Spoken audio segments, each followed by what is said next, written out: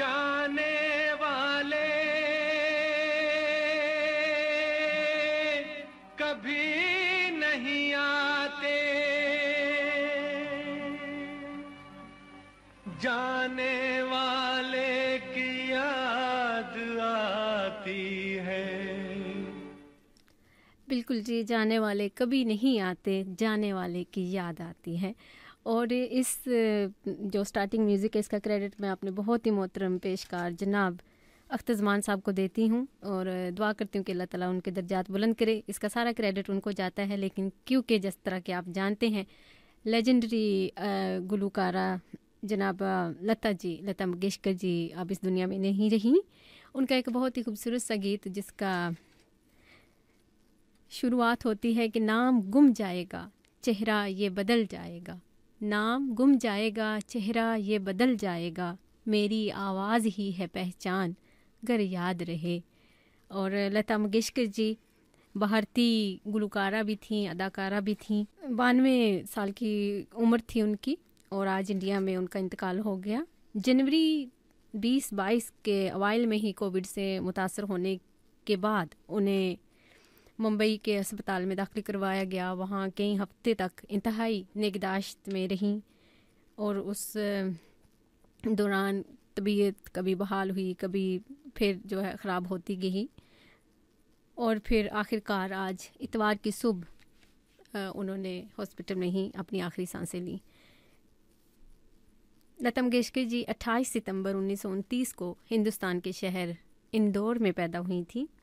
उनके वालिद पंडित दीनानाथ मंगेशकर भी गुलकार थे। वो अपने वालिद के 5 बच्चों में सबसे बड़ी थीं। बाद में लता के जो छोटे बहन भाइयों में ने भी उनकी पैरवी की और वो म्यूज़िक की तरफ आए।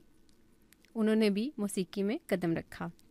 लता मंगेशकर का फिल्मी म्यूज़िक कैरियर निस्फ सदी से ज़्यादा पर मुईद था, जिसमें उन्होंने 36 हिंदुस्तानी ज़बानों में 30,000 से ज़ायद गाने गाए। ये 1940 की दहाई की बात है। तब फिल्मों में गाने की इतनी गुंजाइश नहीं थी, चुनाचे लता मंगेशकर ने ख़ानदान को चलाने के लिए अदाकारी शुरू कर दी। 1943-44 का एक किस्सा है कि रियासत महाराष्ट्र के शहर कोल्हापुर में एक फ़िल्म की शूटिंग चल रही थी। उस ज़माने की मशहूर गुलकारा नूरजहां अपने गानों की रिकॉर्डिंग के लिए वहां आई हुई थी। इसी फिल्म में एक छोटी बच्ची भी एक किरदार निभा रही थी।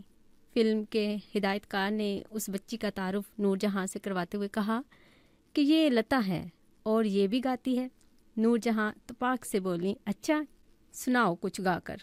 तो लता जी ने क्लासिकी मौसीकी से शुरुआत की और एक गाना उनको सुनाया। उस वक्त नूरजहां सुनती गईं और लता जी गाती रहीं। बच्ची के गाने से खुश होकर नूरजहां बोली, बहुत अच्छा गाया, रियाज करती रहो, बहुत आगे जाओगी। रोज़ी रोटी के लिए फ़िल्मों में छोटे छोटे किरदार करने वाली ये बच्ची आगे चलकर सुरों की मलका लता मंगेशकर बनी। उस वक्त नगमा निगार और हिदायतकार गुलजार की कही हुई एक बात बहुत खूबसूरत बात है। उन्होंने कही कि लता महज गुलकारा ही नहीं है, वो एक इंडियन के रोज़मर्रा की ज़िंदगी का हिस्सा बन चुकी हैं। 1950 की दहाई में उन्होंने अपने नाम से भी एक मराठी फ़िल्म का म्यूज़िक दिया। मराठी फ़िल्म सादी मानस को बेहतरीन म्यूज़िक का एजाज़ दिया गया था। इस तकरीब में लता खामोशी से अपनी नशिस्त पर बैठी रहीं। तब किसी ने कहा कि संगीत धुन कोई और नहीं, लता मंगेशकर की है। ये बात भी बहुत कम लोग जानते हैं कि ऋषिकेश मुखर्जी ने लता मंगेशकर को फिल्म आनंद का म्यूज़िक देने की दावत दी थी, लेकिन लता जी ने इनकार कर दिया था। मुसन्निफ़ नसरीन मुन्नी कबीर ने लता मंगेशकर से इंटरव्यू के बाद एक किताब लिखी थी। तो उसी किताब में एक गाने की रिकॉर्डिंग का जिक्र करते हुए लता मंगेशकर ने बताया था कि सन 1962 में वो एक महीने के लिए बीमार हो गई थी। कहने लगी कि मेरे पेट का एक्सरे किया गया, उसके बाद मुझे बताया गया कि मुझे हल्का जहर दिया गया है। हमारे घर पर एक ही नौकर था जो खाना बनाता था। उस दिन वो नौकर हमें बताए बगैर ही कहीं चला गया, अपनी तनख्वाह तक नहीं ली। तब हमें महसूस हुआ कि किसी ने उसे हमारे घर पर रखा था। हमें नहीं मालूम वो कौन था। 3 माह तक मैं बिस्तर पर रही। तब मजरू सुल्तान साहब ने मेरी मदद की। वो रोज़ शाम को घर आते और मैं जो खाना खाती थी वो भी वही खाते थे। ये सिलसिला 3 महीने तक जारी रहा। मौसीकी की दुनिया में लता मंगेशकर के इस सफ़र का अंजाम भले ही कामयाबियों की बुलंदियों को छूने पर हुआ हो, लेकिन उसका आगाज़ जिद्दोजहद और तकालीफ से ही हुआ था। आइए उनकी आवाज़ में एक बहुत ही खूबसूरत से गीत को प्रोग्राम में शामिल करते हैं। अजीब है ये दास्तां। अजीब दास्तां है जी, अजीब दास्तां है ये, कहाँ शुरू कहाँ ख़त्म। दिल अपना और प्रीत पराई फ़िल्म से लिया गया 1960 की फ़िल्म थी, जिसमें लता जी ने अपनी आवाज़ का जादू जगाया था और ये उन गीतों में से एक गीत है। उनकी ज़िंदगी में बहुत सारे, जिस तरह कि मैंने ज़िक्र किया, उन्होंने गीत गाए और मुख्तलिफ़ ज़बानों में गाए और दिलों में जगह बनाना भी कोई आसान नहीं होता। बड़ा मुश्किल वक्त उन्होंने देखा है। लता जी का जो अदाकारी का सफ़र शुरू ही उन्होंने शुरुआत ही एक्चुअली अदाकारी से की थी। बचपन में ही वालिद की वफ़ात के बाद लता जी को फ़िल्मों में छोटे मोटे किरदार करके अपने घर वालों का पेट पालना पड़ा था, लेकिन उन्हें मेकअप, एक्टिंग ये सब कुछ पसंद नहीं था। उन्हें तो बस गुलकारा बनना था। इसी दौरान उनकी ज़िंदगी में मौसीकार उस्ताद गुलाम हैदर आए। उन्होंने लता जी की आवाज़ सुनी तो उन्हें लेकर हदायतकारों के पास गए। उस वक्त लता जी की उम्र बमुश्किल 19 साल होगी। उनकी आवाज़ नापसंद कर दी गई, लेकिन गुलाम हैदर अपनी बात पर अड़े रहे और फिल्म मजबूर में मुनव्वर सुल्ताना के लिए लता से प्लेबैक करवाया। लता जी बताती हैं कि गुलाम हैदर ने उनसे कहा था कि एक दिन तुम बहुत बड़ी फ़नकारा बनोगी और लोग तुम्हें मुस्तरद कर रहे हैं, जो लोग तुम्हें रद्द कर रहे हैं वही तुम्हारे पीछे भागेंगे। ये अजीब इत्तेफाक है कि गुलाम हैदर और नूर जहां दोनों तकसीम हिंद के बाद पाकिस्तान चले गए, लेकिन लता के लिए उनकी बात सच साबित हुई। फिल्म मजबूर में लता मंगेशकर का गाना सुनने के बाद उन्हें कमाल अमरोही की फिल्म महल मिली और उन्होंने आएगा आने वाला गाया। तो उसके बाद लता को कभी फिल्मों की कमी नहीं हुई।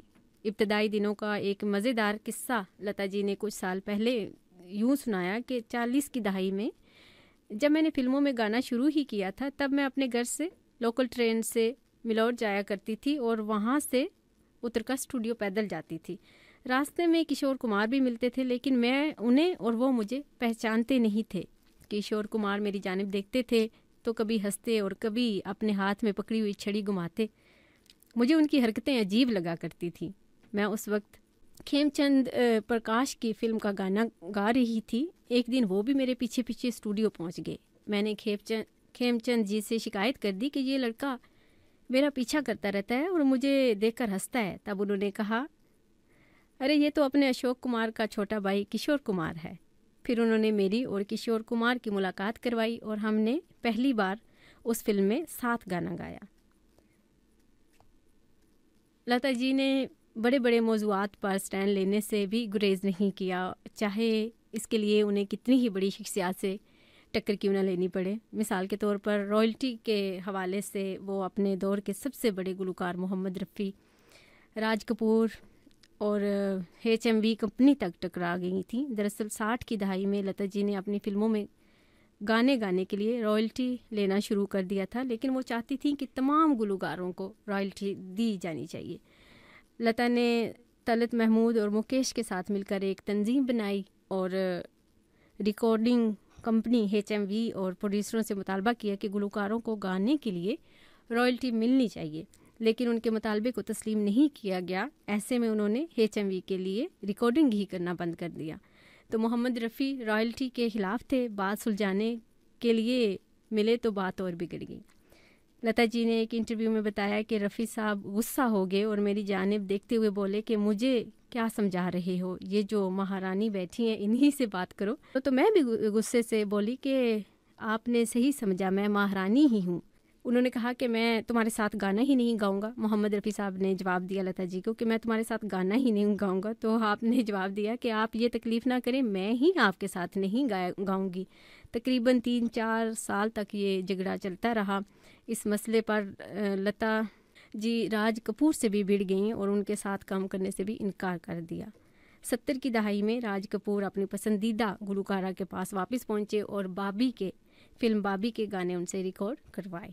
वो किस तरह के गाने गाना चाहती थीं, ये लता जी ने अपनी मर्ज़ी से गानों का इंतखाब किया। उस दौर में एक ख़ातून गुलकारा के लिए ये बहुत बड़ी बात थी।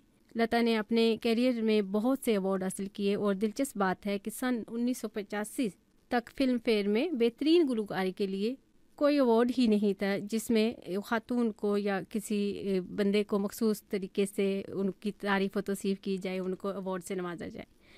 तो बेहतरीन गुलकारी के लिए कोई अवार्ड ही नहीं था। तो सन 1957 में शंकर जयकिशन को अवार्ड मिलने वाला था, तो वो लता के पास आए कि वो तकरीब में गाना गाएं। उसके बाद क्या हुआ, उस बारे में लता जी ने नसरीन मुन्नी कबीर की लिखी किताब में बताया कि मैंने जय किशन से कहा कि मैं फिल्म फेयर में नहीं गाऊंगी, अवार्ड आपको मिल रहा है, मुझे नहीं। मैं फिल्म फेयर के लिए उस वक्त तक नहीं गाऊंगी जब तक गुलकारों के लिए अवार्ड का ऐलान नहीं किया जाता। सन 1959 में पहली बार बेहतरीन गुलकार या गुलकारा का अवार्ड शुरू किया गया। सन 1970 तक मर्द और ख़वातीन गुलकारों को एक ही ज़ुमरे में रखा गया था।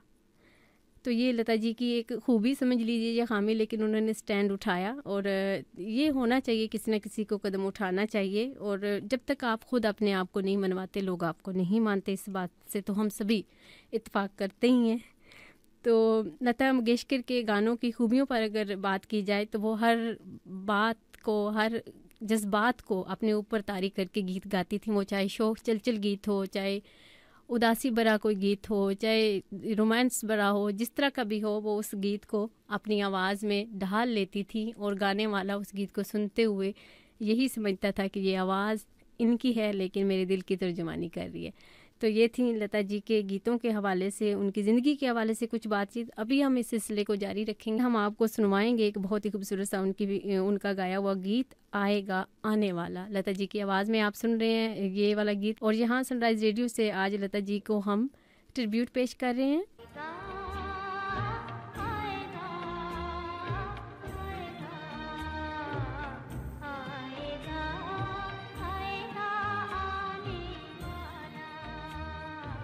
उन्नीस 1949 की फिल्म महल से लिया गया लता मंगेशकर साहिबा का गीत आएगा आने वाला आप सुन रहे थे। यकीनन आप सबने पसंद किया होगा। तो देखिए कि इतनी वर्सेटाइल आवाज़ थी आपकी, इतनी प्यारी शख्सियत की मलका थी आपके। 60 और 70 साल की उम्र में आपने माधुरी, काजोल और प्रीति जिंटा जैसी जवान हीरोइंस के लिए गाने गाए।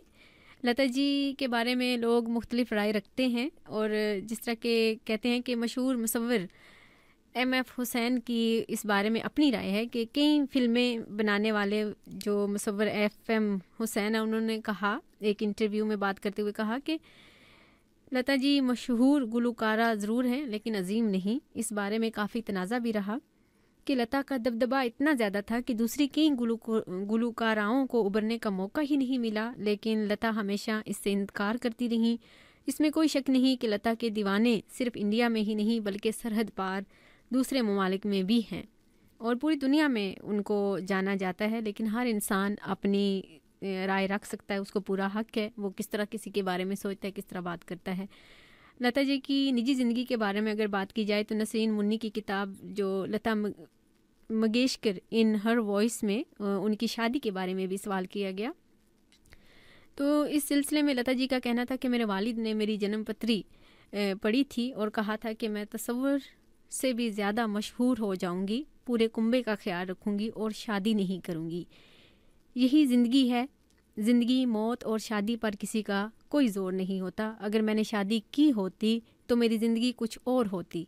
मैं कभी तन्हाई महसूस नहीं करती, मैं हमेशा अपने घर वालों के साथ रही हूँ। तो उनके बचपन के हवाले से अगर देखा जाए तो मंगेशकर ख़ानदान का ताल्लुक़ हमेशा से ही मौसीकी से रहा है। उनके वालिद दीनानाथ मंगेशकर ख़ुद भी गाते थे और ड्रामा कंपनी चलाते थे और साथ ही मौसीकी की तालीम भी दिया करते थे। एक इंटरव्यू में लता जी ने बताया था कि एक मर्तबा मेरे वालिद अपने एक शागिर्द को मौसीकी सिखा रहे थे, उन्हें कहीं जाना पड़ गया तो उन्होंने कहा कि तुम रियाज़ करो, मैं अभी वापस आता हूँ। मैं बालकनी में बैठी उनके शागिर्द को सुन रही थी। मैं उसके पास गई और उससे कहा कि तुम ये बंदिश गलत लगा रहे हो। फिर मैंने उसे गा कर सुनाया। इतनी देर में मेरे वालिद आ गए और मैं वहाँ से भाग गई। उस वक्त मैं 4 से 5 साल की थी और मेरे वालिद को नहीं मालूम था कि मैं गाती हूँ। शाम को बाबूजी ने मेरी माँ से कहा कि हमारे घर में गुलकारा है और हम बाहर वालों को सिखा रहे हैं। अगले ही दिन बाबूजी ने मुझे सुबह 6 बजे उठाकर तानपुरा मेरे हाथ में थमा दिया। 9 साल की उम्र में उन्होंने पहली मर्तबा अपने वालिद के साथ स्टेज पर परफॉर्म किया था। हालांकि उनके वालिद नहीं चाहते थे कि वो फिल्मों में गाना गाएं, लेकिन सन 1942 में अपने एक दोस्त की गुजारिश पर वो तैयार हो गए और लता जी ने एक मराठी फिल्म के लिए गाना गाया। गाना रिकॉर्ड होने के बाद लता जी के वालिद वफात पा गए और पूरे घर की जिम्मेदारी उन पर आ गई। ऐसे में अदाकारा निंदा के वालिद और हदायतकार मास्टर विनायक ने उन्हें सहारा दिया। उन्होंने लता जी को फिल्मों में काम देने के साथ साथ उस्ताद अमान अली की शागिर्दी में दिया, जिनसे उन्होंने गाना सीखा और उन्हें मराठी फिल्म में गाने का मौका मिला और यहीं से उनका सफ़र शुरू हुआ। मौसीकी के बारे में उनकी लगन की सब दाद देते थे। जहाँ तक फिल्मों के हवाले से उनकी खिदमात का ताल्लुक है तो लता मंगेशकर के ही अल्फाज हैं। 2013 में 2013 में इंडियन फिल्म इंडस्ट्री के 100 साल पूरे होने के मौके पर लता जी ने कहा था, अगर फिल्मी सनत के 100 साल हैं तो उनमें से 71 साल मेरे भी हैं। कितना बड़ा उन्होंने ये अपने लिए बात की, कितनी बड़ी, कि अगर 100 साल फिल्म इंडस्ट्री के हैं तो उनमें से 71 साल मेरे हैं। इंडिया के पहले वज़ीर आज़म जवाहरलाल नेहरू के बारे में मशहूर था कि वो ना तो खुलेआम रोते थे और ना ही किसी का रोना पसंद करते थे। लेकिन 27 जनवरी 1963 को जब लता जी ने नगमा निगार प्रदीप का लिखा नगमा ए मेरे वतन के लोगों गाया तो नेहरू अपने आंसू नहीं रोक पाए। गाने के बाद लता जी स्टेज के पीछे बैठी कॉफ़ी पी रही थी। तभी हदायतकार महबूब खान लता जी के पास गए और उनसे कहा, पंडित जी तुम्हें बुला रहे हैं। महबूब ने लता को नेहरू के पास ले जाकर कहा, ये रही हमारी लता, आपको इनका गाना कैसा लगा? तो उन्होंने कहा, बहुत अच्छा, इस लड़की ने मेरी आंखें नम कर दी। ये कहकर उन्होंने लता जी को गले लगा लिया और उसके बाद उस गीत को रिकॉर्ड भी किया गया। उसको म्यूज़िक कंपनी ने रिकॉर्ड करके रिलीज़ भी किया। तो वो इतना उस गीत को पज़ीराई मिली, बहुत मकबूल हुआ मुल्क भर में। 1964 में जब नेहरू मुंबई आए तो लता जी ने तकरीब में उनके सामने फिल्म आरजू का गीत अजी रूठ कर अब कहाँ जाइएगा तब गाया। तो तब नेहरू जी ने उनके पास एक चिट भिजवा कर एक बार फिर ए मेरे वतन के लोगों गाने की फरमाइश की थी और लता जी ने उनकी ये फरमाइश पूरी भी की थी। सन 1949 में अंदाज रिलीज़ होने के बाद म्यूज़िक चार्ट के पहले 5 नंबर पर लता के ही गाने हुआ करते थे। लता जब 80 साल की हुई तो उन्होंने ख़ुद तस्लीम किया कि राज कपूर और नरगिस की फिल्म बरसात के बाद उनका कैरियर बुलंदियों को छूने लगा था। ये एक बहुत ही खूबसूरत एजाज़ उनको हासिल हुआ। बड़े गुलाम अली खान साहब उनके गीत, उनकी गायकी के बारे में क्या कहते हैं कि 1948 में फिल्म महल रिलीज़ हुई तो गीता राय को छोड़कर लता मंगेशकर के मुकाबले की तमाम गुलकाराएँ शमशाद बेगम, ज़ोहराबाई, पारल घोष और अमीर बाई एक एक करके उनके रास्ते से हटती चली गई। 1950 में जब उन्होंने आएगा आने वाला गाया तो ऑल इंडिया रेडियो पर फिल्मी गाने बजाने की इजाज़त नहीं थी। तो इंडिया के लोगों ने पहली बार रेडियो को लता की आवाज़ सुनी। अच्छा, गावा पर लता की आवाज़ को उन्होंने सुना।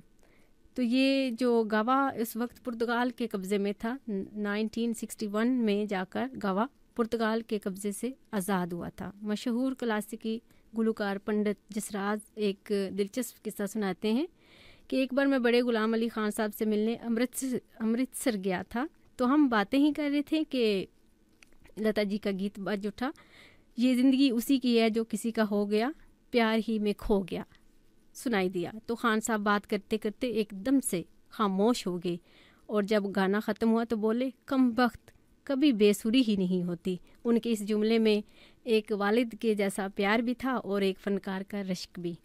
ये एक एजाज़ की बात है कि इतने बड़े गुलकार उनको कहते हैं कि ये कभी बेसुरी नहीं होती। आप सबका बहुत शुक्रिया सनराइज़ रेडियो को सुनने के लिए। इस वक्त हम लता मंगेशकर जी को ट्रिब्यूट पेश कर रहे हैं। प्रोग्राम पसंद आ रहा है, साथ निभाइएगा, साथ दीजिएगा हमारा। रहे न रहे हम महका करेंगे, जी, 1966 की मूवी ममता से लिया गया ये गीत आपने सुना, लता मंगेशकर जी की आवाज़ में रहे ना रहे हम महका करेंगे। बहुत ही खूबसूरत सा गीत था, आप सबने यकीनन इस गीत को एंजॉय किया होगा। यूं तो लता मंगेशकर जी ने कई मौसीकारों के साथ काम किया, लेकिन गुलाम हैदर के लिए उनके दिल में ख़ास मुकाम था। उन्होंने उनको सिखाया था कि बैट पर आने वाले बोलों पर थोड़ा ज़्यादा वज़न देना चाहिए, इससे गाना उठता है। जबकि अनिल बिस्वास से उन्होंने गाते वक्त सांसों पर काबू पाना सीखा था। हरेश बीमानी अपनी किताब लता दीदी अजीब दास्तां है ये में लिखते हैं कि अनिल इस बात पर ज़्यादा जोर देते थे कि गाते वक्त सांस ऐसी जगह लेना चाहिए कि सुनने वाले को खटके नहीं। उन्होंने बताया था कि वो दो लफ्ज़ों के दरमियान सांस लेते वक्त आहिस्ता से चेहरा माइक्रोफोन से दूर ले जाओ। लता जी की आवाज़ के सुरीलेपन के साथ साथ उर्दू के उनके बेहतरीन तलफ़ुज़ ने भी लोगों की तवज्जो हासिल की और इसका सेहरा एक तरह से दिलीप कुमार जी के सर जाता है। हरेश भीमानी साहब कहते हैं, लिखते हैं अपनी किताब में अगेन कि एक दफ़ा लता जी लोकल ट्रेन में सफ़र कर रही थी तो इत्तेफाक से उसी ट्रेन में बांद्रा स्टेशन से दिलीप कुमार भी चढ़े। अब अनिल बिस्वास ने उस नई गुलकारा का तारुफ दिलीप कुमार से करवाया तो वो बोले कि मराठी लोगों के मुंह से दाल बात की महक आती है, वो उर्दू का बगार क्या जाने। इस बात को लता जी ने एक चैलेंज के तौर पर लिया। तो उसके बाद शफ़ी साहब ने उनके लिए एक मौलवी उस्ताद का बंदोबस्त किया जिनका नाम महबूब था। लता जी ने उनसे उर्दू सीखी। उसके कुछ वक्त बाद फिल्म लाहौर की शूटिंग चल रही थी जहां जदन बाई और उनकी बेटी नरगिस भी मौजूद थीं। लता जी ने दीपक बगैर कैसे परवाने जल रहे हैं गाने की रिकॉर्डिंग शुरू की। रिकॉर्डिंग के बाद जदन बाई ने लता जी को बुलाकर कहा, माशाल्लाह क्या सिपाही से बगैर कहा है, हर किसी का इतना अच्छा तलफ़ुज़ नहीं होता बेटा। तो महबूब खान साहब को फ़ोन पर आपने गीत सुनवाया रिस्क बलमा गुनगुना कर। तो लता जी की आवाज़ की एक ख़ासियत थी और वो थी उनकी आवाज़ का दिन ब दिन जवान होते जाना। कहते हैं कि 1961 में सायरा बानो के लिए उन्होंने कश्मीर की कली हूँ में गाया था एक गीत। उस वक्त उनका सुर और आवाज़ जितनी जवान थी उतनी ही 12 बरस बाद उनके गाने बाहों में चले आ, हमसे सनम क्या पर्दा में भी लगी। तो उनके बारे में एक कहानी मशहूर है कि 1958 में महबूब खान अमेरिका में ऑस्कर की तकरीब में शिरकत के लिए लॉस एंजलिस गए हुए थे। तो उस तकरीब के 2 दिन बाद उन्हें दिल का दौरा पड़ गया। तो राजू बार्तन लता मंगेशकर के जो ज़िंदगी के हवाले से लिखते हैं, उन्होंने मुंबई से फ़ोन किया। बातचीत के दौरान महबूब साहब ने कहा कि आपका गाना सुनने का बहुत दिल कर रहा है, लेकिन इस मुल्क में रिकॉर्ड कहाँ से लाऊं। तब लता जी उनसे पूछा कौन सा गीत सुनना चाहते हैं और महबूब साहब की फरमाइश पर लता जी ने रिस्क बलमा गाया। महबूब साहब के ठीक होने में उस गाने का किरदार था या नहीं ये तो मालूम नहीं, लेकिन लता जी के लिए ये गाना बहुत ख़ास हो गया। एक और ख़ूबसूरत सी बात हम आपके साथ एक और याद ताज़ा करते हैं जो लेजेंडरी गुलकारा नूर जहाँ जी, मैडम नूर जहाँ साहिबा और लता जी के हवाले से है। और ये लता जी और नूर जहाँ की वाघा सरहद पर मुलाकात के हवाले से है कि लता मंगेशकर और नूर जहाँ के दरमियान बहुत गहरी दोस्ती थी। मुल्क की तकसीम के बाद नूर जहाँ पाकिस्तान चली गई थी। 1952 में जब एक बार लता अमृतसर गईं तो उनका दिल चाहा कि नूर जहाँ से मुलाकात की जाए, जो कि सिर्फ 2 घंटे की दूरी पर लाहौर में रहती थी। लता जी ने नूर जहाँ को फ़ोन किया और 1 घंटे तक बात होती रही। बाद में दोनों ने वाघा सरहद पर मुलाकात करने का फ़ैसला किया। मशहूर मौसीकार रामचंद्रन ने अपनी किताब में लिखते हुए कहा कि मैंने अपने ताल्लुकात का इस्तेमाल करके ये मुलाकात उस जगह करवाई जिसे फ़ौज की ज़बान में नो मैन लैंड कहा जाता है। जैसे ही नूर जहाँ ने लता को देखा वो दौड़ती हुई आईं और लता को ज़ोर से गले लगा लिया। दोनों की आंखों से आंसू बह रहे थे और हम लोग भी जो ये नज़ारा देख रहे थे अपने आंसू नहीं रोक पाए। यहाँ तक कि दोनों तरफ के फ़ौजी भी रोने लगे। नूर जहाँ लता के लिए लाहौर से मिठाई और बिरयानी लाई थी। जहाँ नूर जहाँ के शोर भी उनके साथ थे और लता जी के साथ उनकी बहनें उषा और मीना भी थीं। यूँ तो लता जी ने बहुत से गुलकारों के साथ गीत गाए, लेकिन मोहम्मद रफ़ी साहब के साथ उनके गानों को लोगों ने बहुत पसंद किया। मोहम्मद रफ़ी साहब के बारे में बात करते हुए लता जी ने एक दिलचस्प किस्सा सुनाया था। एक बार कहती हैं कि मैं और रफ़ी साहब स्टेज पर गा रहे थे, गाने की लाइन थी, ऐसे हंस हंस के न देखा करो तुम सब की तरफ, लोग ऐसी ही अदाओं पर फिदा होते हैं। तो रफ़ी साहब ने पढ़ा, लोग ऐसे ही फिदाओं पर अदा होते हैं। ये सुनकर लोग कह के लगा कर हंसने लगे। रफ़ी साहब भी हंसने लगे और मेरी भी हंसी छूट गई। नतीजा ये हुआ कि हम उस गाने को पूरा ही नहीं कर पाए और मुंतज़मीन को पर्दा गिराना पड़ा। ये उनका दिलचस्प वाक़या था मोहम्मद रफ़ी साहब के साथ काम करते हुए। लता जी ने बताया था कि किस तरह उनके और मोहम्मद रफ़ी साहब के दरमियान उस ज़माने में गुलकारों को मिलने वाली रॉयल्टी के बारे में तलब कलामी होगी, और लता जी ने ये कह दिया था कि मोहम्मद रफ़ी साहब के साथ नहीं गाऊंगी।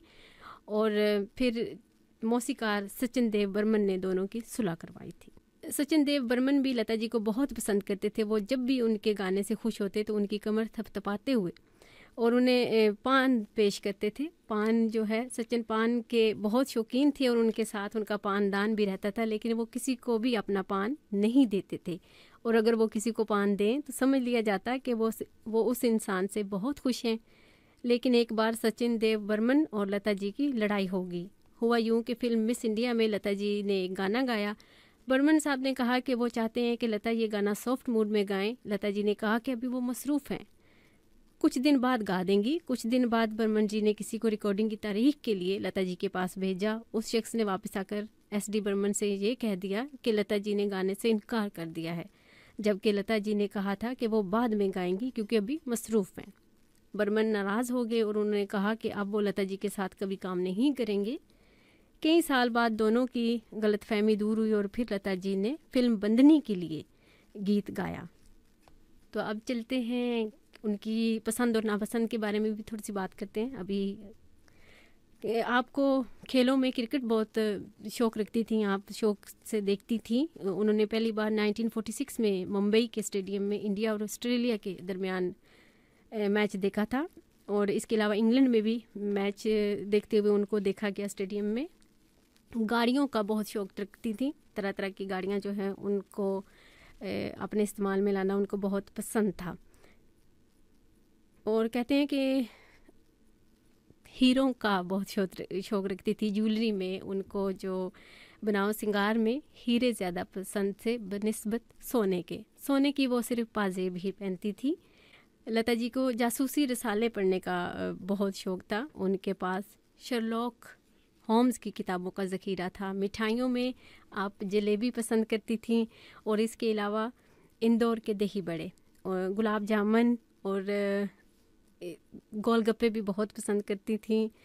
कहते हैं कि उनके हाथ का मटन पसंदा जिसने भी खाया वो कभी भी भूल नहीं पाता था। लोग उस खाने को बहुत पसंद करते थे। आप ख़ुद समोसे बहुत पसंद करती थीं, चिकन कीमे वाले, और इसके अलावा लीमू का अचार और ज्वार की रोटी पसंद करती थी खाने में। तो ये था जी आज उनके हवाले से, जो लता मंगेशकर जी के हवाले से हमने बात की। अभी कुछ बातें उनके हवाले से रहती हैं। आप सबका बहुत शुक्रिया जिन्होंने साथ निभाया लता मंगेशकर जी के हवाले से बातचीत को भी और उनके गीतों को, क्योंकि गीत उन्होंने इतने गाए 1000 के हिसाब से, तो अभी मैंने हार्डली मेरे ख्याल में 3 गीत प्ले किए होंगे। तो जितना भी हमारे पास टाइम है उनमें हम खूबसूरत से गीत आपको सुनवाने की भी कोशिश करेंगे, साथ साथ आपकी दिल की बात को भी सुनने की कोशिश करेंगे, क्योंकि लेजेंडरी गुलकारा थीं और दिलों में राज करने वाली गुलकारा थी। तो जाहिर है उनके हवाले से जो उनसे मोहब्बत रखते हैं आज वो उदास भी हैं। साथ साथ अगर हम ज़िंदगी की हकीकत को समझें तो हम उनके लिए दुआ ही कर सकते हैं कि हर इंसान ने जो आया है उसने जाना ही है, लेकिन ये है कि जिनके दिलों में कोई इंसान बस जाए, जो आवाज़ या कोई काम करने वाला ऐसा इंसान जिससे के साथ आपकी निस्बत हो जाए, तो उनको भुलाना इतना आसान नहीं होता है। तो हम उनके बारे में आज बात करें सनराइज़ रेडियो से। लता मंगेशकर जी के हवाले से उन्हें ट्रिब्यूट पेश कर रहे हैं। आप सबका बहुत शुक्रिया जी। आप सुन रहे हैं सनराइज़ रेडियो को 103.2 FM पर। इस वक्त आपसे मुखातिब आपकी अपनी बहन, दोस्त और पेशकार सोफिया यासीन। लता मंगेशकर जी जो हैं वो इस दुनिया से चल बसी। हमने सोचा कि उनको ट्रिब्यूट पेश किया जाए। ऐसे लोग यूँ तो हमारी ज़िंदगी में, जब तक हमारी ज़िंदगियाँ हैं, हमारे दिलों में हमेशा वो कायम और दायम रहते हैं। उनकी याद हमेशा ताज़ा रहती है, और उनकी आवाज़ अगर बात की जाए, इतनी कोयल जैसी प्यारी सी आवाज़ थी उनकी। सुरों की देवी का खिताब उनको मिला था, और क्या क्या नाम दिए गए थे उनकी आवाज़ को। जो उनकी मेलोडियस आवाज़ थी, बहुत ही प्यारी सी, वो आवाज़ आज हमेशा हमेशा के लिए चुप हो गई है। लेकिन क्या है, गाए हुए जो गीत हैं वो या जिस तरह के भी गीत उन्होंने गाए, वो जब जब रेडियो पे बजेंगे, जब जब आप उनकी कलेक्शन को सुनेंगे, तो वो यादें जो हैं हमेशा ताज़ी रहेंगी। ऐसे लोग हमेशा अमर रहते हैं। तो आज उनको हम ट्रिब्यूट पेश कर रहे हैं। आप सबका बहुत शुक्रिया। सोफिया यासीन हूँ मैं बहुत कम अपना नाम बताती हूँ, लेकिन जाहिर है कि जो लोग पहली दफ़ा सुनते हैं उनको पता होना चाहिए कि मैं हूँ सोफिया यासीन। आप सबकी मोहब्बतों, प्यार और खुलूस का बहुत शुक्रिया। आप सबकी समातों, चाहतों का शुक्रिया अदा करते हुए हम बढ़ते हैं हिट ऑफ द आवर की जानिब, और उसके बाद हम इस सिलसिले को दोबारा से शुरू करेंगे। आप सबको मेंशन करते हैं, जिनमें शामिल है हमारे बहुत ही मोहतरम प्यारे से भाई आसिफ रियासत साहब।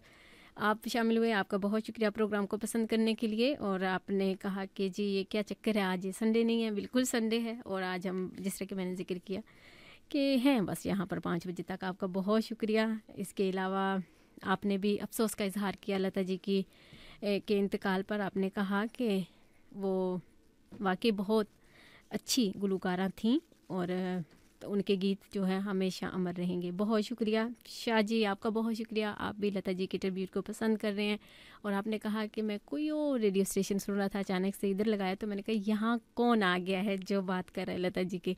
आपका बहुत शुक्रिया। आपकी अपनी बहन है यहाँ पे, और हमेशा कोई ना कोई इस तरह की तो मेरी रहती है जो शुरू से कोशिश कि जो हमारे फ़नकार हैं, गुलकार हैं, शायर ख़वातीन हज़रात हैं, उनकी ज़िंदगी में ही उनको अप्रिशिएट किया जाए। और अगर वो इस दुनिया से चले जाते हैं अपनी ज़िंदगी के कीमती साल दे के हमें अपने अच्छे काम के साथ अपना एक नाम छोड़ के जाते हैं, तो हम ज़रूर उनको अप्रिशिएट करें, उनको ट्रिब्यूट पेश करें। तो यहाँ सनराइज़ रेडियो से आज सोफिया यासीन ट्रिब्यूट पेश कर रही है लता मंगेशकर जी को। जनाब अंकल सफ़ीउल्लाह साहब, आपका बहुत शुक्रिया। आप भी पसंद करें प्रोग्राम को। आपने कहा कि बहुत अच्छा स्टार्ट लिया आपने और बहुत अच्छा प्रोग्राम कर रही हैं। अच्छा लगा हमें ट्रिब्यूट आपका जो आप पेश कर रही हैं। Keep it up. Thank you so much हौसला अफजाई के लिए। इसके अलावा इरफान मुगल भाई आप शामिल हैं, आपका बहुत शुक्रिया। प्रोग्राम को आपने अभी सुनना शुरू किया था और हमेशा की तरह पसंदीदगी का इजहार किया। सफ़र में आज हमारे शहर हैं आप, तो खैरियत से अपने सफ़र तक पहुँचिए जहाँ भी आप अपनी मंजिल मकसूद पर आ रहे हैं वापस। तो अल्लाह ताला आपको बचाए, आमीन। इसके अलावा कियानी साहब आप शामिल हुए, आपको वेलकम करते हैं जी। बहुत शुक्रिया सर, आपको भी बहुत पसंद आया प्रोग्राम। आपने कहा कि बहुत अच्छा ट्रिब्यूट आपने पेश किया लता मंगेशकर जी को। Thank you so much ji. Mrs Lord हमें आपने कॉल की लीड से, आपका बहुत शुक्रिया। और आप हमें शुक्रिया कह रही हैं कि आपने बहुत अच्छा कंडक्ट किया प्रोग्राम को, और मैं सुन रही हूँ। Thank you so much. ये सारा क्रेडिट आप सबकी समातों को जाता है, सनराइज़ रेडियो को जाता है, और आप सब इतने प्यार करने वाले हैं। हमेशा जब भी हम कोई अच्छा करने की कोशिश करते हैं तो आप अप्रिशिएट करते हैं, हमारा भी हौसला बढ़ता है। हिट ऑफ द आवर की जानिब चलते हैं जल्दी से जी। साहिर अली बगा की आवाज़ में हम आपको गीत सुनवाएंगे, कोई नाराज़ करे ना। तो साहिर अली बगा जी का ये गीत सुनते हैं हिट ऑफ द आवर में, प्रोग्राम में शामिल करते हैं, वेलकम कहते हैं। जी आया नुसात बिस्मिल्लाह जी। बहुत शुक्रिया आप सब सामीन का, तमाम बहनों भाइयों का जो इस वक्त हमारा साथ निभा रहे हैं सनराइज़ रेडियो पर। मैं हूँ सोफिया यासीन, और मेरा और आपका साथ रहने वाला है ठीक 5 बजे तक। हमारे साथ शामिल रहे जनाब दिनेश भाई, आपको खुश आमदीद कहते हैं। जी आया नुसात बिस्मिल्लाह। आप प्रोग्राम को पसंद कर रहे हैं, आपने कहा कि ट्रिब्यूट मुझे बहुत पसंद आ रहा है और उनकी बातें, उनके गीत अच्छे लग रहे हैं सुनने में, और मैं 1949 से उनको सुन रहा हूँ। वेरी लॉन्ग टाइम हो गया है बिल्कुल। और आप देखिए कि यकीनन आप आज सदमे में हैं, और हम सब भी, मैं जिस तरह पहले भी जिक्र किया कि ये लोग जो अपनी आवाज़ या अपने काम के साथ दिलों में जगह बनाते हैं अपनी मेहनत के बलबूते पे, ऐसे लोग आम लोग नहीं होते। ये लोग बहुत ख़ास होते हैं, और इनके जाने से वैसे भी जो इंसान इस दुनिया से चला जाता है वो अपनी जगह एक खाली छोड़ जाता है, उसकी जगह 10 लोग भी आ जाएं वो जगह नहीं ले सकते। इसी तरह लता जी जिनके दिलों में बसी हैं, उनकी आवाज़ जिनके दिलों में घर कर गई है, यकीनन वो आज इस सदमे में है, और मेरी दुआ है कि अल्लाह ताला उनको सब्र दे, आमीन। अंकल गुल जी आपका बहुत शुक्रिया, प्रोग्राम आपको पसंद आ रहा है। आपने कहा जिस तरह डिटेल से आप बता रही हैं लग ऐसे ही रहा है कि आप उनके साथ रही हैं, ये एक बहुत बड़ा कम्प्लीमेंट है मेरे लिए। आपका बहुत शुक्रिया, वरना वो मैं क्या कहूँ, अब कुछ भी नहीं कहूँगी, आपका बस शुक्रिया अदा कर सकती हूँ। लता मंगेशकर जी को पूजा की हद तक, इबादत की हद तक प्यार किया जाता था। उनको इतनी अकीदत, इतनी मोहब्बत मिली थी, और लोग कहते थे कि ये रब की तरफ से सबसे बड़ा तोहफ़ा है हमें मिला है, जो इतनी प्यारी आवाज़ और इतनी खूबसूरत तरीन शख्सियत में से एक ये हस्ती इंडिया में पैदा हुई और इतना नाम कमाया, अपने मुल्क का नाम रोशन किया।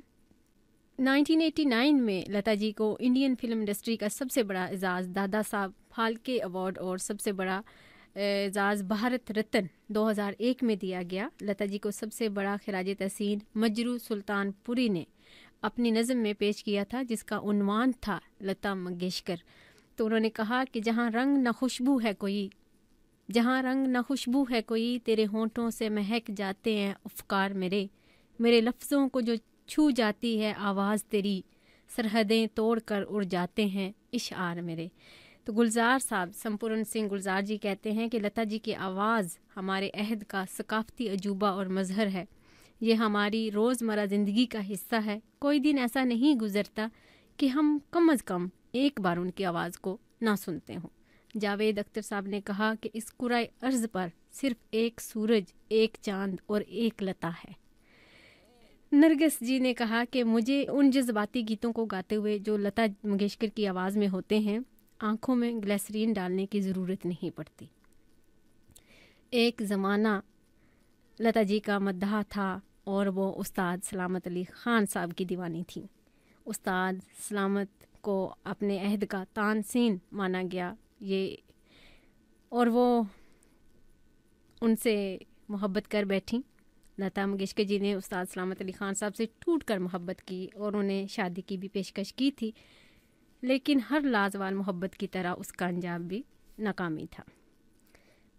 1998 में उस वक्त के वज़ीर आज़म पाकिस्तान मियां मोहम्मद नवाज शरीफ ने एक बयान दिया था कि मेरी ख्वाहिश है कि लता मंगेशकर लाहौर में कॉन्सर्ट करें और अहलान लाहौर उनकी सुरीली आवाज़ से लुत्फ़ अंदोज़ हों।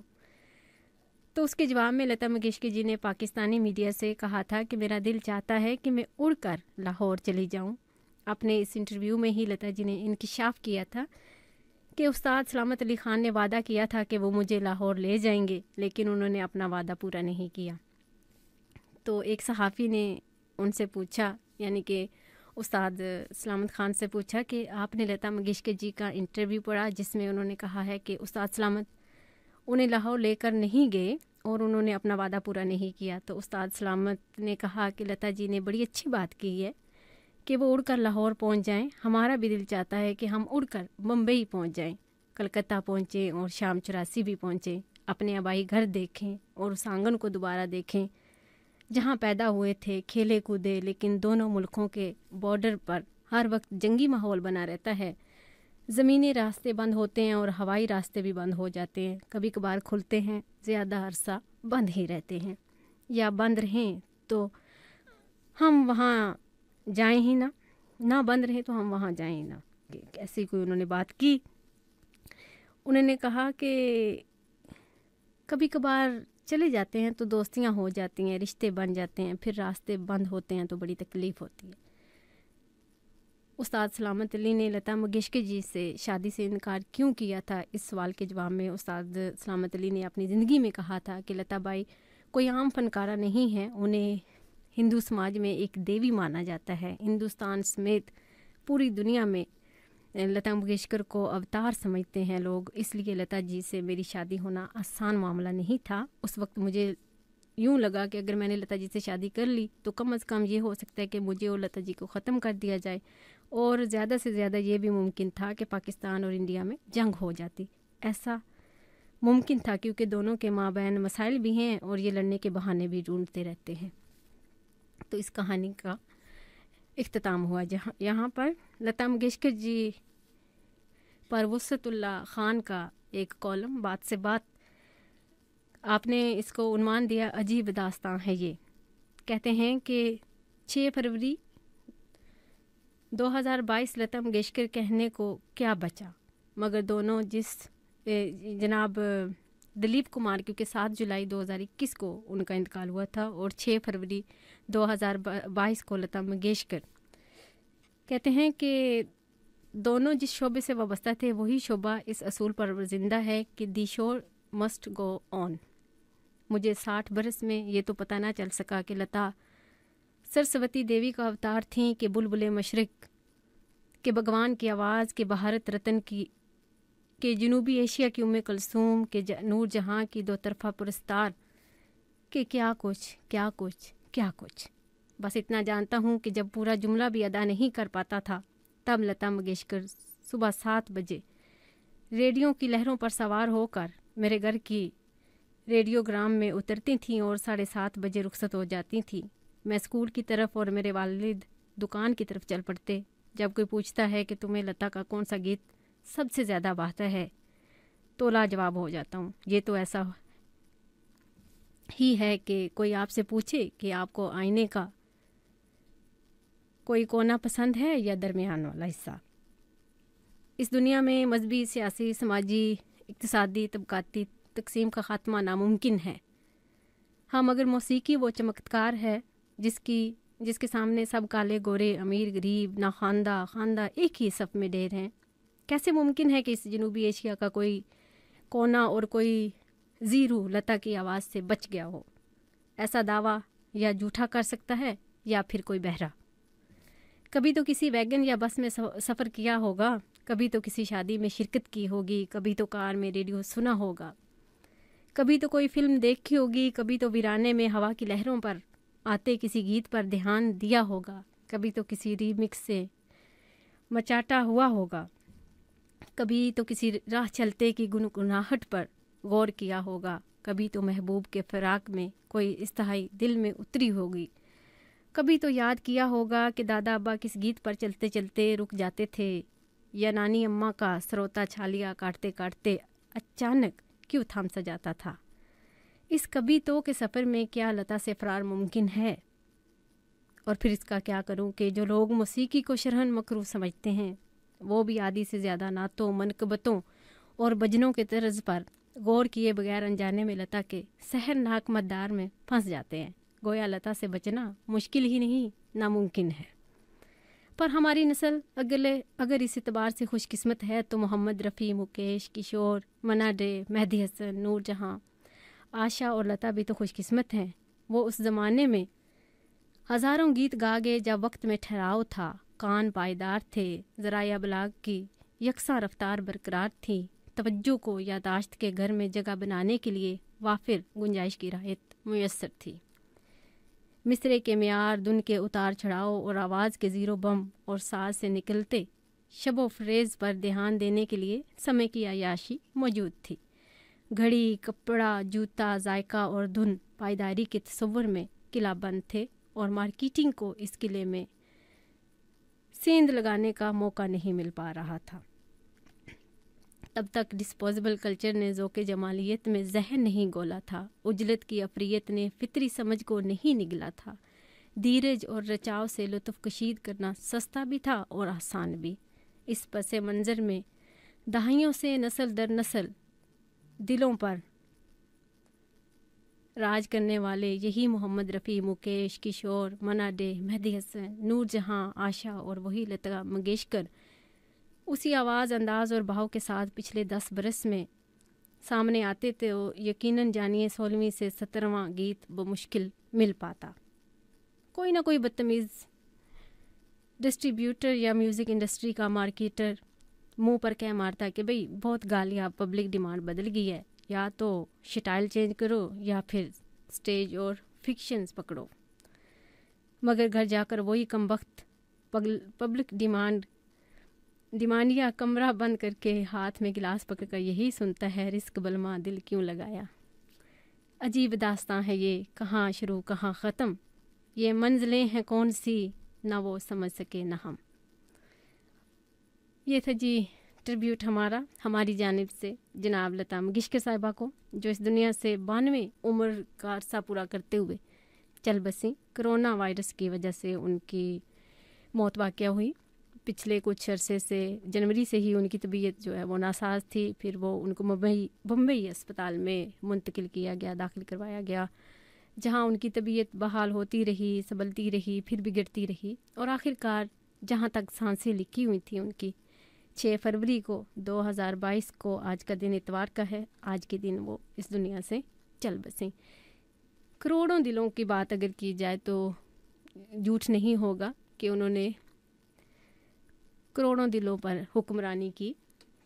लोग उनको सुनते रहे और देवी का एक सामान दिया, एक मान दिया। बहुत सारी अकीदत मोहब्बत के साथ उनके नाम रखे गए और सबसे ज़्यादा जो प्यारा नाम रिस्पेक्ट के तौर पर उनको दिया गया, लता दीदी। छोटे बड़े उनको बहन के तौर पे मानते थे, मोहब्बत देते थे और उनको इसी तरह पुकारते थे, लता दीदी जी कहकर। तो इसमें मौसीकी का एक ये बहुत बड़ी बात है कि इसमें ना तो आपके कल्चर को देखा जाता है, ना मज़हब को देखा जाता है, ना आपकी उम्र को देखा जाता है। ये मौसीकी है और ये जिसको बस लगाव हो, जिस आवाज़ से, जिस धुन से, जिस शायरी से, तो ये अपना रास्ता खुद बना लेती है और फिर लोगों के दिलों पे गर करती रहती है। लता जी की याद, उनके काम को हम सराहते रहेंगे, अप्रिशिएट करते रहेंगे ताउम्र, जब तक हमारा इस स्पेशली जो है रेडियो की दुनिया में एक काम का सिलसिला रहेगा, हम तब तक उनकी जो मेहनत है, उनका जो काम है, उसको हमेशा याद रखेंगे और उनकी याद तो हमेशा हमारे दिलों में रहेगी। ऐसे लोग इस दुनिया से चल भी बसते हैं लेकिन हमेशा अमर ही रहते हैं। तो मे शी रेस्ट इन पीस, आमीन। आइए चलते हैं, गीत सुनते हैं उनकी आवाज़ में। बहुत ही उम्दा गीत है और बहुत ही इसकी शायरी जो है आप जब सुनेंगे तो वाकई में साथ साथ गुनगुनाने पे मजबूर हो जाएंगे। रज़िया सुल्तान मूवी की से लिया गया 1983 का ये गीत, ए दिले नादा। तो सुनते हैं इस गीत को, आप सबके लिए पेश करती हूँ इस उम्मीद पर कि आपको पसंद आएगा। जी, बहुत ही प्यारी मूवी रज़िया सुल्तान से लिया गया, एक खूबसूरत सी मूवी से गीत लिया गया, हमने प्ले किया। और ये गीत था लता मंगेशकर जी की आवाज़ में, ए दिले नादा। और यकीनन तमाम सुनने वालों ने पसंद किया होगा। बहुत सारे कॉल्स भी हमें मौसूल हुई, हमारे साथ शामिल रहीं। बहुत ही प्यारी सी आंटी मिसेज़ यूनस साहिबा, आपको खुशामदीद कहते हैं। जी हाँ अनुसात, बिस्मिल्लाह जी। बहुत अच्छा लगा बड़े अरसे बाद आपसे बात करके और दुआ लेके आपने यासीन साहब को याद किया, आपका सलाम पहुंचाते हैं जी उनको भी, थैंक यू। अल्लाह ताला खुश रखे। तबीयत कुछ नासाज रहती है आपकी, हमारी दुआ तो हमेशा आप सब के लिए होती है। जितने भी हमारे सामीन घर में हैं, हॉस्पिटल्स में हैं, बीमार रहते हैं, अल्लाह ताला सबको शिफा याब करे, आमीन। और अपना बहुत सा ख्याल रखिएगा आंटी जी, थैंक यू। बिशारत साहब आप शामिल हुए हैं, आपको खुशामदीद कहते हैं। जी हाँ अनुसात, बिस्मिल्लाह। बहुत अच्छा लगा आपकी फ़ीडबैक भी लेकर। आपने कहा कि आपका प्रोग्राम बहुत अच्छा होता है और आज जो ट्रिब्यूट आपने पेश किया बहुत अच्छा। कोई फरमाइश नहीं है, आप जिस तरह कर रहे हैं प्रोग्राम को अच्छा कर रहे हैं। इसके अलावा भी आपने कुछ ज़्यादा ही तारीफ़ कर दी है मेरी। मैं इतना कुछ नहीं, यकीन कीजिए कि मैं कोशिश ही नहीं करती। अगर कोशिश करूं तो बेहतरी कर सकती हूँ अपने प्रोग्रामों में, लेकिन मेरे पास इतना टाइम ही नहीं होता कि मैं अपने प्रोग्रामों को बेहतर बनाऊं, तैयारी करके आऊँ। लेकिन बस अल्लाह की तरफ से जो हो जाता है बस हो जाता है, ठीक है। वो सारा क्रेडिट मेरे रब को जाता है कि जो चाहता है कि मैं कुछ अच्छा कर लूँ। लेकिन मैं तो नालायक की नालायक हूँ, खैर से। तो फिर आप सबकी मोहब्बतें हैं। मिसेस लॉर्ड आप दोबारा से शामिल हुई लीड से और एक गीत की आपने फरमाइश की जो कि मैं ढूंढ रही हूँ, अगर मुझे मिला तो ज़रूर प्ले करूँगी। अदरवाइज़ मैं आपके लिए एक और लता जी का बहुत ही खूबसूरत सा गीत पेश करने वाली हूँ जो कि एवरग्रीन गीत में से है, लग जा गले। और ये गीत उनका ऐसा गीत है जो आज तक सुना जाता है, हर जनरेशन के लोग उस गीत को सुनते हैं। तो क्लासिक में जब हम वो गीत प्ले करेंगे तो आपके लिए होगा मिसेस लॉर्ड जी और आंटी मिसेस यूनस के लिए। अंकल गुल जी आपका बहुत शुक्रिया, आपने दोबारा से कॉल की थी लेकिन होल्ड पे नहीं रह सके आप बिल्कुल सब्र नहीं है आप में। तो इसकी सज़ा आपको क्या मिलनी चाहिए कि आपको कोई गीत ना सुनवाया जाए। वैसे बहुत शुक्रिया, बहुत माजरत कि मैंने कहा आप 1 मिनट यहाँ पे रहिए, मैं दूसरी कॉल को होल्ड पे रख लेती हूँ, तो आप चले गए। अंकल गुल जी ने हमें कॉल की थी और इन्होंने कहा था कि जो है ये सुन के लता जी का तो बहुत अफसोस हुआ। मैं हांडी बना रहा था और तब मुझे पता चला और फिर मैंने कहा हांडी नहीं पकनी मुझसे। तो वाकई में ये होता है कि जिनसे मोहब्बत हो, अकीदत हो, लोग ज़ाहिर है उन पे असर तो होता ही है कि एक इंसान दुनिया से फॉरएवर के लिए चला गया है, तो दुख तो महसूस हो गई ना। जनाब हसमुख जी आपने कॉल की, आपका बहुत शुक्रिया। आप तमाम सुनने वालों को सलाम दुआ भी पेश कर रहे हैं और लता जी के जाने के का भी आपने दुख का इजहार किया। आपने कहा कि बहुत अच्छी गुलकारा थी, बहुत अच्छा गाती थी और हम उनको सुनते आए हैं, तो अब वो दुनिया से चली गई हैं। ज़ाहिर है तकलीफ़ तो हर एक को होती है किसी न किसी अपने प्यारे के जाने की, और ये इंसानियत के नाते पे भी अगर बात की जाए, और लता जी क्योंकि कोई बहुत कम नाम तो नहीं था, बहुत बड़ा नाम था उनका, और सालों दिए अब तक तकरीबन 70 तक वो छोटी सी उम्र में 5-6 साल में उन्होंने शुरू किया और फिर 9 साल की उम्र में बाकायदा तौर पे परफॉर्म करने लगी और फिर 70 साल तक तकरीबन वो गाती भी रहीं। और उसके बाद जब उन्होंने कुछ प्रोग्रामों में एज अ जज भी हिस्सा लिया और उस तरह भी लोगों को अपनी तरफ से मशवरे देती रही हैं, अपनी तरफ से सलाह देती रही हैं कि किस तरह अपने आप को बेहतर बना सकते हैं। तो अभी तक भी वो कनेक्शन था उनका म्यूज़िक के साथ। और उनकी एक बहुत प्यारी बात किसी इंटरव्यू में उन्होंने कही थी कि मैं अब तक गा रही हूँ क्योंकि मेरे सुनने वाले मुझसे इतना प्यार करते हैं, मेरे गीतों को पसंद करते हैं, वो पसंद करते हैं, वो सुनते हैं और मैं गाए जा रही हूँ। तो ये सारा क्रेडिट उन्होंने अपने चाहने वालों को दिया। एक उन्होंने ये भी बात की थी कि ये अवार्ड्स और ये जो बाकायदा तौर पे अप्रिसिएशन मिलती है हुकूमत की तरफ से, लोगों की तरफ से, वो अलग बात है, लेकिन मेरा अवार्ड जो है मेरे सुनने वालों का प्यार है, जो मुझे इतना प्यार मिलता है, मेरे लिए वही अवार्ड है। तो सारा क्रेडिट उन्होंने अपने सामीन को, अपने सुनने वालों को दिया था। जनाब चौधरी मुजफ्फर साहब को वेलकम करते हैं। जी हाँ, अनुसात बिस्मिल्लाह। और आपने कहा कि आज इतवार को आप आ गई हैं हमारी क्लास लगाने, तो हम सुन रहे हैं आपको, आप बहुत अच्छा प्रोग्राम करती हैं और यादें जो पुरानी हैं वो ताज़ा हो गई हैं आज के ये गीत सुन के। तो आपने तो वैसे भी कहा था मुझे कि मैं ये प्रोग्राम किया करूं, मेरे लिए थोड़ा मुश्किल है, अभी देखते हैं आगे आगे क्या होता है। 1964 की मूवी वो कौन थी से लिया गया ये गीत लग जा गले। लता मंगेशकर जी की आवाज़ में आप सुन रहे थे। यकीनन आप सब ने पसंद किया इस गीत को। एवरग्रीन गीत था, क्लासिक में हमने आप सबके नाम किया। और हमारे साथ शामिल हुए हैं हमारे बहुत ही प्यारे से भाई हैं नीयर शरीफ साहब, आपको वेलकम कहते हैं। जी हाँ अनुसात बिस्मिल्लाह। हमेशा की तरह आपसे बात करके बहुत अच्छा लगा और इस बात की खुशी है कि आपकी तबीयत अब संभल रही है। अल्लाह ताला आपको लंबी उम्र दे, सेहत और तंदुरुस्ती के साथ ज़िंदगी दे, आमीन सुम आमीन। और मैं सबसे ये इल्तमास भी करती हूँ कि हमारे भाई नीयर शरीफ साहब के लिए नाम लेकर दुआ कीजिएगा कि अल्लाह ताला इनकी मुश्किलात को दूर करे, अल्लाह ताला इन्हें सेहत और तंदुरुस्ती अता फरमाए और लंबी उम्र अता फरमाए, आमीन। बहुत शुक्रिया आप सबका। ऐसा करते हैं कि लता मंगेशकर जी का एक और प्यारा सा गीत हाँ आप सब के नाम करते हैं। मदहोश मूवी से लिया गया, 1951 की मूवी है मदहोश, और गीत है जब आने वाले आते हैं। ये आप सब के लिए पेश करती हूँ इस उम्मीद पर कि आपको गीत पसंद आएगा। सुनते हैं। जब आने वाले आते हैं फिर आके चले क्यों जाते हैं। जी, मदहोश मूवी से लिया गया लता मंगेशकर जी की आवाज़ में ये गीत आप सब के लिए पेश किया था इस उम्मीद पर कि आपको पसंद आया होगा। बहुत शुक्रिया आप सबकी समातों, मोहब्बतों, प्यार और खुलूस का। प्रोग्राम के इस आवर का इख्तिताम करने से पहले एक और लता जी की आवाज़ में जो मुझे बहुत पसंद है गीत पेश करते हैं। किनारा मूवी से लिया गया, नाम गुम जाएगा, जिससे मैंने आज आगाज़ भी किया इस प्रोग्राम का। तो आइए सुनते हैं इस गीत को।